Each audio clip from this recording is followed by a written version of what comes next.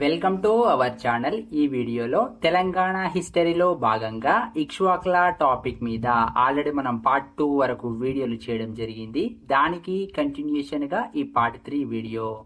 First question, ఇక్ష్వాకుల కాలంలో కఠినమైన శిక్షలలో ఒకటైన తప్త మస్కదివ్య అనగా ఏమిటి? ఆన్సర్ ఆప్షన్ 4, మరుగుతున్న నూనె నుండి అడుగు భాగాన నాణాన్ని తీయాలి.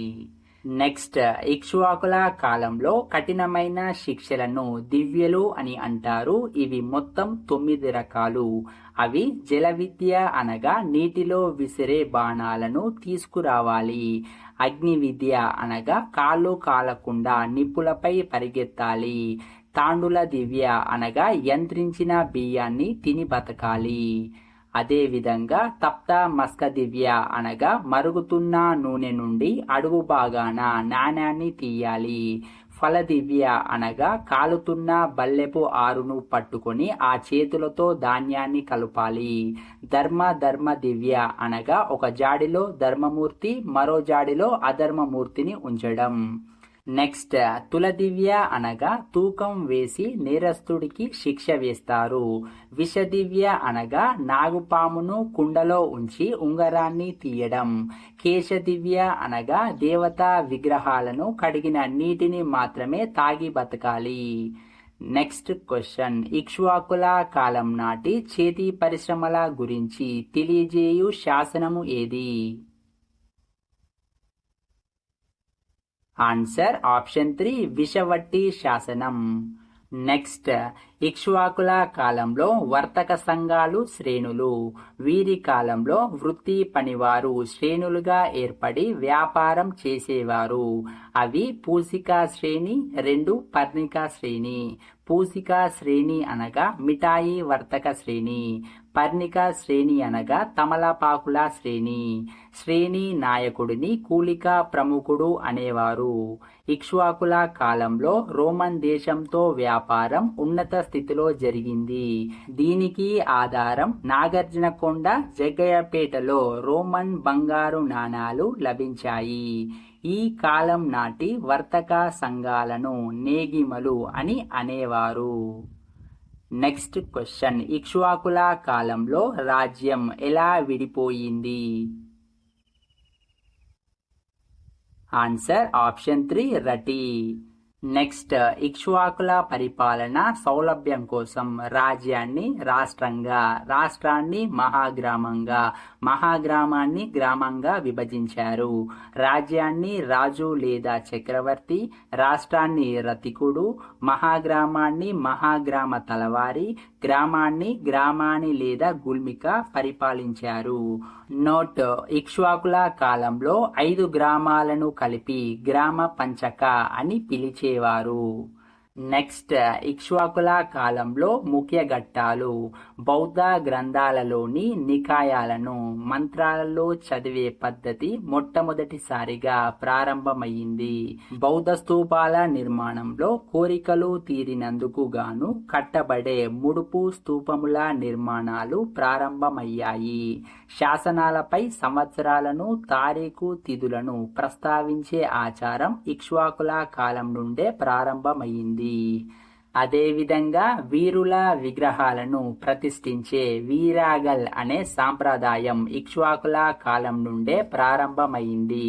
దేవాలయ శిల్పాలపై శిల్పి పేరు లిఖించే సాంప్రదాయం ఈ యుగంలోనే ప్రారంభమైంది. క్రీస్తుశకం 2వ శతాబ్దం నాటికి నాగార్జునకొండ భారతదేశంలోనే ప్రసిద్ధ బౌద్ధ ఆరామంగా విలసిల్లింది. నెక్స్ట్ క్వశ్చన్, ఇక్ష్వాకుల కాలంలో నాగార్జునకొండ వద్ద నిర్మించిన ప్రఖ్యాత నిర్మాణము ఏది? ఆన్సర్ ఆప్షన్ 3, ధ్వని విజ్ఞాన కేంద్రం. నెక్స్ట్, ఇక్ష్వాకుల కాలంలోని నిర్మాణాలు. ఇక్ష్వాకుల కాలం నాటి అతి ముఖ్యమైన శిల్పం మాంధాత శిల్పం. ఇది జగ్గయ్యపేటలో కనుగొన్నారు. చక్రవర్తి ఏ విధంగా ఉంటాడో మొట్టమొదటిసారిగా మాంధాత శిల్పంలో చూపించారు. ఇక్ష్వాకుల కాలంలో నిర్మించబడ్డ అతి ముఖ్యమైన స్తూపం నేలకొండపల్లిలో ఉంది. అమరావతి శిల్పాల్లో సతీ సాహగమనం మొట్టమొదటిసారిగా కనబడింది. అదేవిధంగా ఇక్ష్వాకుల కాలంలో ముఖ్య నిర్మాణాలు ఏలేశ్వరంలో సర్వ దేవాలయం, వీరాపురం దేవాలయం, చేజర్ల సప్త మాతృకల విగ్రహాలు, పెద్దముడియం శిల్ప ఫలకాలు. నాగార్జున కొండలోని బౌద్ధ విహారములను నిర్మించిన శిల్పిగా బాదాంతాచార్య యొక్క పేరు చెక్కబడినది. నెక్స్ట్ క్వశ్చన్, ఇక్ష్వాకుల కాలంలో పండ్లు, చెరుకు పంటల మీద విధించిన పన్ను. Answer option 4 బోగా. నెక్స్ట్, ఇక్ష్వాకుల కాలంలో పన్నులు. ఇక్ష్వాకుల కాలంలో భూమి శిస్తును బాగా అని శిస్తు పంటలో 1/6 వంతు వసూలు చేసేవారు. పండ్లు, చెరుకు పంటల మీద విధించిన పన్ను బోగా. నగదు రూపంలో చెల్లించే పన్ను హిరాణ్యం. ధాన్య రూపంలో చెల్లించే పన్ను మేయం. పరిశ్రమలు, వృత్తులు, వ్యాపారం పైన విధించిన పన్ను కరా. అదేవిధంగా ఉప్పు, పంచదార లాంటి వివిధ వాణిజ్య వస్తువులపై పన్నులు, రహదారులపై సుంకాన్ని విధించేవారు. బర్రె గేదెకు ఒక దూడ పుడితే ఆ దూడను రాజుకు బహుమతిగా ఇవ్వడాన్ని మీరాశి అంటారు.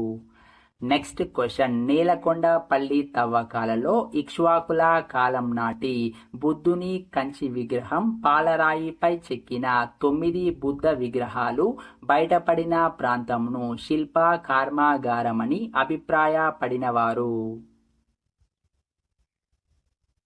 ఆన్సర్ ఆప్షన్ 3 వివి కృష్ణశాస్త్రి. నెక్స్ట్, ఇక్ష్వాకుల కాలంలో బౌద్ధమత, జైనమత కేంద్రాలు. ఇక్ష్వాకుల కాలంలో ద్రాక్షారామం, ఆర్యావటం ప్రధాన జైనమత కేంద్రాలుగా వర్ధిల్లాయి. ఈ ఆర్యావటంలోనే 6 తీర్థంకరుల విగ్రహాలు దొరికాయి. తెలంగాణలోని నేలకొండపల్లి, తుమ్మలగూడెం, గాజులబండ ప్రధాన బౌద్ధమత కేంద్రాలుగా విరజిల్లాయి. ఇది ఇక్ష్వాకులకు సంబంధించినటువంటి సమగ్రమైనటువంటి సమాచారం. ఈ ప్రశ్నల మీద మీకు ఎటువంటి సందేహాలున్నా కామెంట్ రూపంలో తెలియజేయండి. అలాగే ఈ వీడియో నచ్చినట్లయితే ఖచ్చితంగా లైక్ చేయండి, సబ్స్క్రైబ్ చేయండి, ప్రిపేర్ అవుతున్న మీ ఫ్రెండ్స్కి షేర్ చేయండి. జై హింద్, జై నిరుద్యోగి.